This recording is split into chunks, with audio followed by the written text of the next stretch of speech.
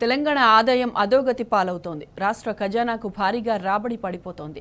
నిరుడుతో పోల్చితే 7,000 కోట్ల ఆదాయం తగ్గింది. కోవిడ్ కష్టకాలంలోనూ ఆదాయ వృద్ధి నమోదవగా తెలంగాణ ఏర్పడిన తర్వాత తొలిసారి ఇంత భారీ క్షీణత కనపడింది.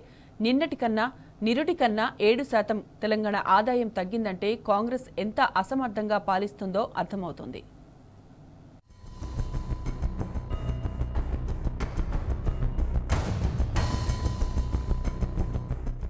కాంగ్రెస్ పాలనలో రాష్ట్ర ఖజానాకు కష్టకాలం మొదలైంది. ప్రభుత్వ అసంబద్ధ నిర్ణయాలు, చర్యలతో ఇప్పటికే అన్ని రంగాల్లో వృద్ధి నిలిచిపోగా ఆ ప్రభావం రాష్ట్ర ఆదాయంపై పడింది. నిరుటితో పోల్చితే రాబడి భారీగా తగ్గిపోయినట్లు స్వయంగా ప్రభుత్వమే వెల్లడించింది.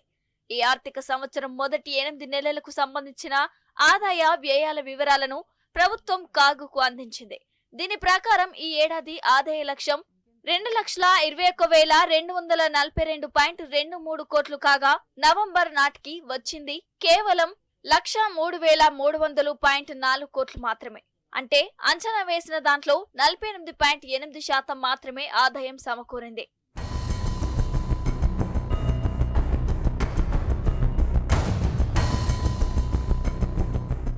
ప్రస్తుతం ఆర్థిక సంవత్సరంలో మూడింట రెండొంతుల కాలం గడిచిపోయినా ఆదాయం సగం కూడా రాలేదు. ఇక మిగిలింది 4 నెలలు మాత్రమే.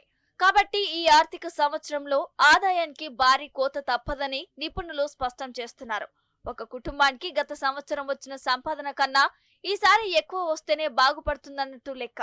ఇదే సూత్రం రాష్ట్రానికి, దేశానికి వర్తిస్తుంది. గతంతో పోల్చితే ఒక రాష్ట్ర ఆదాయం ఏటికేడు వృద్ధి చెందితేనే ఆర్థికంగా వృద్ధి చెందుతున్నట్లు లెక్క. కానీ నిరుటితో పోల్చితే ఈ 8 నెలల్లో తెలంగాణ ఆదాయం భారీగా తగ్గిపోయింది.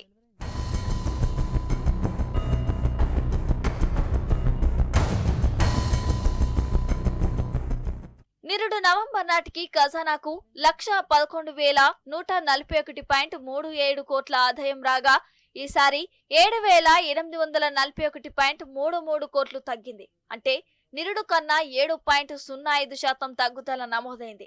వాస్తవానికి ఆదాయపరంగా రాష్ట్రం ఏర్పడినప్పటి నుంచి ఏటికేడు వృద్ధి సాధిస్తుంది.